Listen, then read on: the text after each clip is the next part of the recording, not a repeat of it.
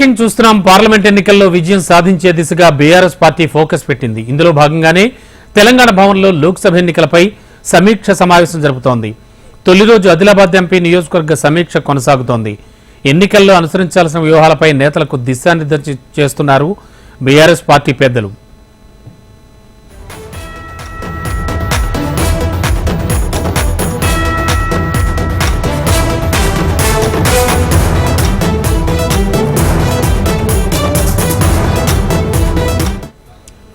Parliament ఎన్నికల్లో విజయం సాధించే దిశగా బీఆర్ఎస్ పార్టీ ఫోకస్ పెట్టింది. బ్రేకింగ్ లో చూస్తున్నాం.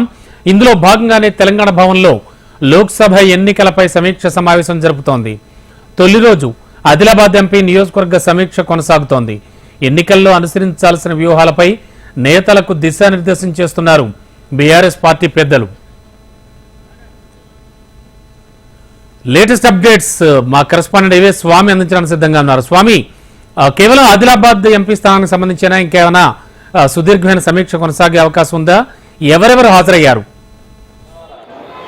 రమణబాబు, తెలంగాణ భవన్లో బీఆర్ఎస్ పార్టీ ఆదిలాబాద్ లోక్సభ సమీక్ష సమావేశం కొనసాగుతూ ఉంది. మధ్యాహ్నం 12 గంటలకు ప్రారంభమైనటువంటి సమావేశం సంబంధించి ఆ లోక్సభ సెగ్మెంట్ పరిధిలో ఉన్నటువంటి వివిధ అసెంబ్లీ నియోజకవర్గాలకు సంబంధించినటువంటి ఇన్ఛార్జీలు, జిల్లా అధ్యక్షులు, మరోవైపు పోటీ చేసినటువంటి ఎమ్మెల్యే అభ్యర్థులు, గెలిచిన ఎమ్మెల్యేలు, మండల స్థాయి నాయకులందరూ కూడా సమావేశానికి హాజరయ్యారు. BRS party working president KTR, అదేవిధంగా ఎమ్మెల్సీ మధుసూదనాచారి, మరోవైపు సీనియర్ మాజీ మంత్రి సీనియర్ ఎమ్మెల్యే ఉన్నటువంటి పోచారం శ్రీనివాసరెడ్డి, హరీష్ రావుతో సహా చాలా మంది నేతలంతా కూడా ఈ సమావేశానికి హాజరయ్యారు.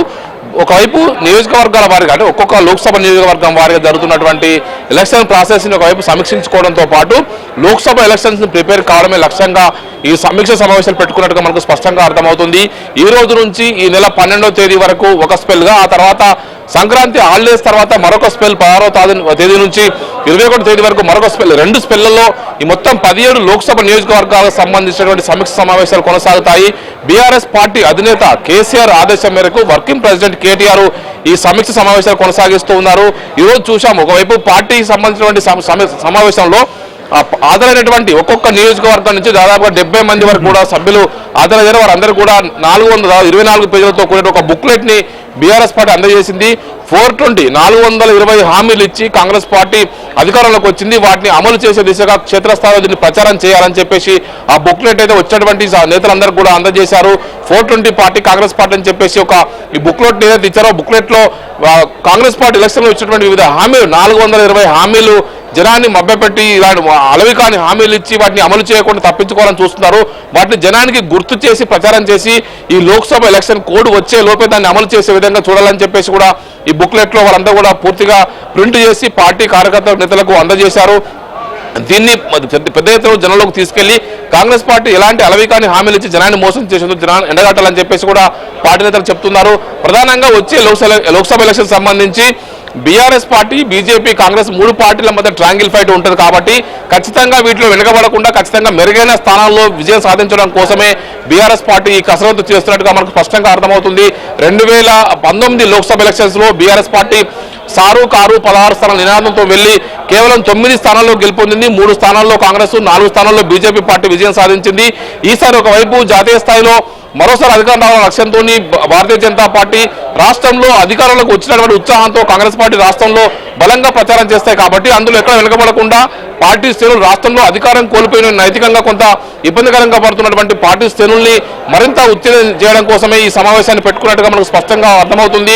ఒకవైపు లోటుపాట్లను సమీక్షించుకొని వచ్చే లోక్సభ ఎలక్షన్స్ లో పార్టీ అభ్యర్థుల విజయం కోసము మరింత కష్టపడాలని చెప్పేసి నేతలకు సూచించనున్నారు. ప్రధానంగా కొన్ని కీలక జిల్లాలకు సంబంధించిన విషయంలో పార్టీ ఇప్పటికే కసరత్తు మొదలుపెట్టింది. ఇప్పటికే సిట్టింగ్ గా ఉన్నటువంటి 9 మంది ఎంపీల స్థానంలో రానున్న రోజుల్లో కొద్దిమంది కొత్త వారిని కూడా అవకాశం ఇచ్చే పరిస్థితి కనబడుతుంది. ఇప్పుడు ఆదిలాబాద్ లోక్సభ నియోజకవర్గానికి సంబంధించి ఇప్పటికే మాజీ ఎమ్మెల్యే ఉన్నటువంటి ఆత్రం సక్కు, అదేవిధంగా నాగేష్ పేర్లు, మాజీ ఎంపీ నాగేష్ పేర్లు ప్రధానంగా చర్చలో ఉన్నట్టుగా స్పష్టంగా అర్థమవుతుంది. ఇద్దరే అక్కడ లోక్సభ అభ్యర్థికి బీఆర్ఎస్ పార్టీ నుంచి పోటీ చేస్తారని చర్చ అయితే పార్టీ వర్గాల్లో కొనసాగుతుంది. బీఆర్ఎస్ పార్టీ అధినేత కేసీఆర్ కూడా ఆత్రం సక్కుకు గతంలో హామీ ఇచ్చారు. ఆయన స్థానంలో కోవాలక్ష్మికి అవకాశం ఇచ్చిన కారణంగా ఆమె అక్కడ విజయం సాధించారు.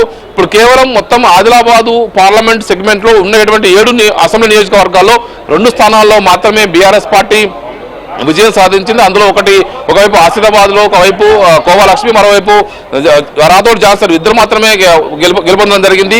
మిగతా స్థానాల్లో కూడా పార్టీ అంతా కూడా బీజేపీ అదేవిధంగా కాంగ్రెస్ స్థానాలు గెలుపొందాయి. మొత్తం ఆదిలాబాద్ లో బీజేపీ 4 స్థానాల్లో విజయం సాధించింది. ఒకవైపు అక్కడ ఉన్నటువంటి బీజేపీ హవాను తట్టుకోవడం 2019 లోక్సభ ఎలక్షన్స్ లో కూడా సోయం బాపురావు బీజేపీ నుంచి అక్కడ విజయం సాధించారు. ఈసారి కూడా బీజేపీ మరింత గట్టిగా కాన్సన్ట్రేషన్ చేస్తుంది. దాంతో పాటు రాష్ట్రంలో అధికారంలోకి వచ్చిన ఉత్సాహంలో కాంగ్రెస్ పార్టీ కూడా మరింతగా దూకుడుగా వివరించే అవకాశం ఉంటుంది. కాబట్టి ఈ రెండు పార్టీలను తట్టుకొని బీఆర్ఎస్ పార్టీకి క్షేత్రస్థాయిలో మరింత దూకుడుగా వివరించడం కోసం, మరింత ఉత్సాహంగా పార్టీ కార్యకర్తలు, నాయకులు పనిచేయడం కోసం ఈ సమీక్ష సమావేశం నిర్వహిస్తున్నట్టుగా మనకు స్పష్టంగా అర్థమవుతుంది. Ramababu, okay, thank you Swamy.